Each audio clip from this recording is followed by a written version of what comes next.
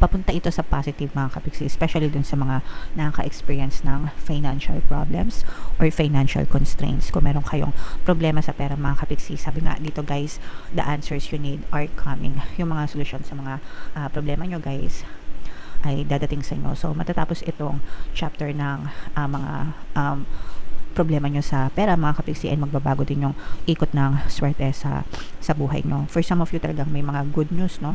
Good news ito na paparating sa pera. So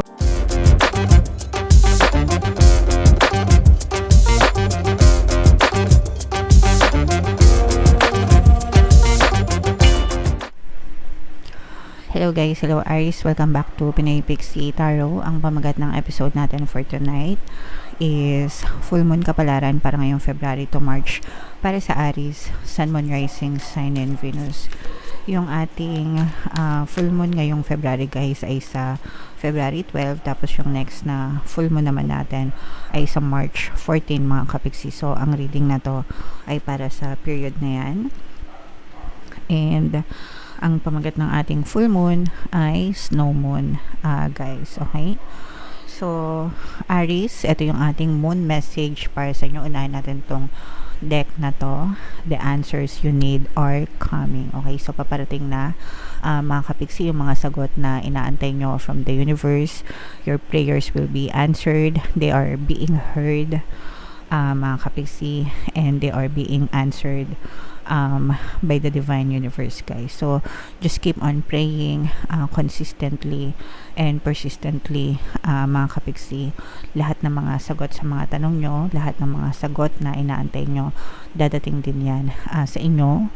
Yung mga solusyon sa mga problema nyo, yung mga bagay na naguguluhan kayo or nagugulumihanan kayo, magkakaroon din yan ng kaliwanagan guys, okay? So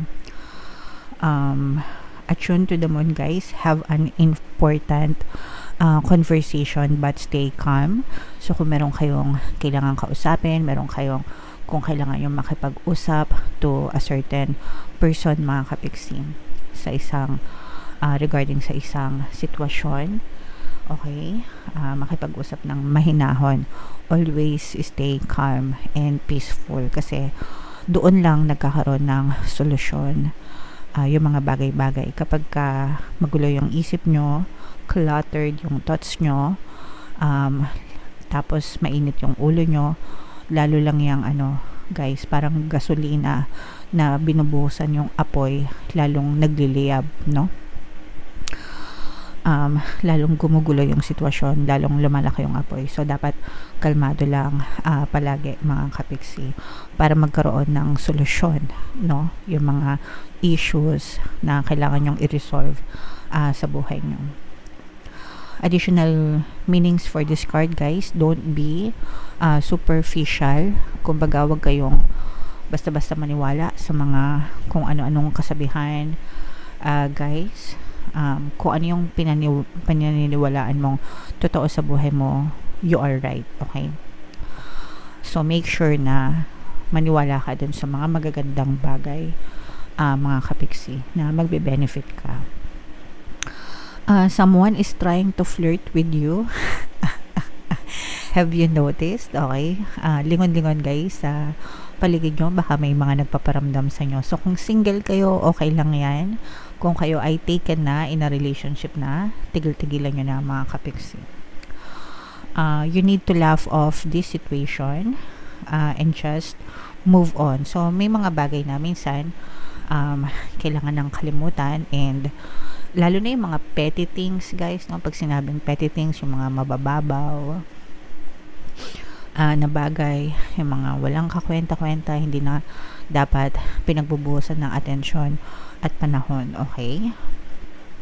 And for some of you guys, job applications have very good prospects. So kung nag-a-apply kayo ng trabaho mga kapiksi, no, or naghahanap ganyan, maaaring dumating, no, yung tamang trabaho para sa inyo. Sometimes kasi 'di ba kapag nag-a-apply tayo ng trabaho, minsan may mga times na nagpapasa tayo ng resume sa maraming kumpanya kung saan-saan. Tapos nag-aantay na lang tayo na kung sino yung tumawag sa atin or kung saan tayo matanggap, no? So, if nasa ganong status kayo, mga kapiksi, ipagdasal nyo na you will get exactly what you deserve, no?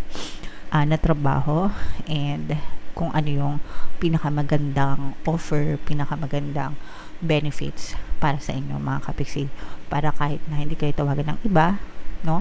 Kung may isa namang tatawag, which is magandang package, so yun talaga yung para sa inyo, guys. Okay? Alright. So, comment down below, Aries, if feeling nyo nakaresonate kayo dyan. Tingnan natin, guys, yung ganap sa inyo ngayong full moon season. Shuffle ko to, guys. Habang sinashuffle ko to, panoorin nyo muna yung video natin regarding sa ating paano mag-manifest ng abundance video course. Kapiksi, sawa ka na ba sa mga struggles at hirap sa buhay mo? Masipag ka ba at masikap sa buhay ngunit hindi ka pa rin umaasenso? Ilang beses ka na bang nag-attempt mag-negosyo at mag-invest pero palagi ka pa rin nalulugi? Sa pagkakataon na ito ay maaaring may subconscious beliefs ka na nagiging balakid sa iyong pag-unlad at pagyaman. Introducing, paano mag-manifest ng abundance video course. Dito ay matututunan mong ma-overcome ang mga balakid mo para tuluyan ka ng umunlad, umasenso, sumagana, maging matagumpay, successful at maswerte sa iyong kabuhayan, pera, trabaho, negosyo, salapi at kaperahan ng bonggang-bongga. Dali, mag-send na ng email sa pinoypixitaro@gmail.com at simulan na ang iyong pagyaman ngayon. Alright, so sa lahat ng gusto mag-avail ng course, guys, yung promo natin, naka-flash sa screen nyo, una meron tayong paano mag-manifest ng abundance video course para sa inyong kabuhayan, pera, trabaho, negosyo, salapi at swerte. Meron din tayong paano mawala ang third party at magkaroon ng harmonious na relationship para mawala yung mga sabit sa relasyon, and email coaching, manifest your desires using the law of attraction. Pwedeng sa love, pwedeng sa money, mga kapiksi. So, sa mga interesado, guys, mag-send lang kayo ng email sa pinoypixitaro@gmail.com. So, Aries, guys, kayo ay represent ng Queen of Swords. Sa deck na to, mga kapiksi, ang fire element ay nire-represent ng sword suit. So, kayo ay represent ng Queen of Swords. Ito yung ating moon energy. So, this is both negative and positive. Pero, papunta ito sa positive, mga kapiksi. Especially dun sa mga nakaka-experience ng financial problems or financial constraints. Kung meron kayong problema sa pera, mga kapiksi, sabi nga dito, guys, the answers you need are coming. Yung mga solusyon sa mga problema nyo, guys, ay dadating sa inyo. So, matatapos itong chapter ng mga problema nyo sa pera, mga kapiksi, and magbabago din yung ikot ng swerte sa buhay nyo. For some of you, talagang may mga good news, no? Good news ito na paparating sa pera. So, yung iba sa inyo, parang merong tutulong sa inyo. Pwedeng makatanggap kayo ng mga financial help, financial aid, financial assistance, ganyan, mula sa ibang tao, mga kapiksi. Yung iba naman, sabi nga dito, di ba, job applications have very good prospects. So, maaaring yung mga ina-applyan yung trabaho, mga nilalakad yung kliyente or projects, maaari kayong makatanggap or makareceive ng mga good news or good updates, mga kapiksi, and yan yung mga magiging solusyon sa problema nyo sa pera. And pagpasok nyan sa inyo, unti-unti nyong mararamdaman na magbabago yung pasok ng swerte or magbabago yung ikot ng swerte sa buhay nyo. Okay? So, i-mind nyo na to, guys, sa comment section. Mind good news sa pera, solusyon sa pera, swerte sa pera. I-mind nyo na, guys, sa comment section. And for some of you, swerte din yung mga kapiksi natin na nagne-negosyo, especially kung parang nag-a-attempt ulit kayo na bumawi sa negosyo nyo. Kasi for some of you, pwedeng naka-experience kayo, guys, ng failure sa negosyo. So, baka nalugi kayo in the past, o kaya naman parang hindi nyo pa nababawi yung mga puhunan nyo, di ba? Kasi syempre, pag nagnegosyo kayo, maglalabas kayo ng kapital. And yung iba sa inyo, pwedeng hindi nyo pa na-experience yung pagbalik ng investment nyo. Okay? So, for some of you, parang makakabawi na yung mga negosyo nyo unti-unti, no? And mararamdaman nyo na parang kumakalat na yung magandang, parang nagkakaroon kayo ng mga positive reviews, positive feedback dun sa mga kliyente, no? Na bumibili sa inyo, and dahil doon nagkakaroon kayo ng growth, no? Sales growth, sa negosyo nyo, mga kapiksi. For some of you, maaaring may mga tinitimbang kayo, no, na desisyon pagdating sa kaperahan nyo. So, baka namimili kayo ng trabaho or namimili kayo ng source of income. So, pag-isipan nyo mabuti, guys. Timbangin nyo yung pros and cons palagi, and kung ano yung feeling nyo na beneficial sa inyo, makatulong sa inyo, yun yung piliin nyo, mga kapiksi. Take your time, huwag kayo masyadong magmadali, guys, okay?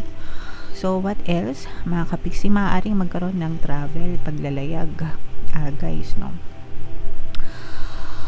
Or movement, no? Yung iba sa inyo, maaari kayo mag-relocate, mga kapiksi, ng lugar, relocation, lilipat. Pwedeng lilipat kayo ng tirahan or lilipat kayo ng mapagkakakitaan. Okay, so yun yung nakikita natin na relocation. Ito, guys, ito ibabala na mag-ingat kayo kung saan nyo nilalagay yung mga pera nyo, at saka mag-ingat kayo sa mga pinagkakatiwalaan nyo. Pag-ingatan nyo yung mga ipon nyo, mga kapiksi, yung mga pera nyo, no? Kung saan-saan nyo siya nilalagay. Minsan kasi, di ba, sa kagustuhan nating lumago yung pera natin, nag-i-invest tayo without having strong knowledge kung saan natin nilalagay yung pera natin. So, ito ibabala na pag-ingatan nyo kung saan nyo nilalagay yung pera nyo, kasi maaari kayong mabiktima ng pwedeng matakbuhan or mabiktima ng panluloko, mga kapiksi, and imbis na lumago yung pera nyo, baka lalo pang mapunta sa wala yung mga pinaghirapan nyo. So, pag-ingatan nyo mabuti, guys, kung saan nyo nilalagay yung inyong kaperahan. Pero nakikita natin dito na, sabi ko nga, no, unti-unting gumaganda, lumalago, guys, yung inyong energy pagdating sa kaperahan. So, alagaan nyo lang to, guys. Talagang suswertehin kayo sa kaperahan. Ito naman ay hindi instant, guys. Ito ay inaalagaan unti-unti hanggang sa tuluyang lumaki talaga yung inyong source of income and magkaroon kayo ng infinite resources, mga kapiksi. Okay? Alright. So, comment down below, Aries, if feeling nyo naka-resonate kayo dyan. I-main nyo na yung mga swerte na yan, swerte sa pera, good news sa pera, mga kapiksi, okay? And yung mga babala, i-take note nyo rin para hindi kayo basta-basta magpadalos-dalos sa mga decision nyo, guys, okay? So, comment down below, Aries, if feeling nyo naka-resonate kayo dyan for more tarot readings. Ito yung playlist nyo. Ito naman yung ating success stories ng paano mag-manifest ng abundance video course. Click here to subscribe, guys. Ito yung ating mga pampaswerte subliminals. Thank you for liking, sharing, and subscribing. See you again next time.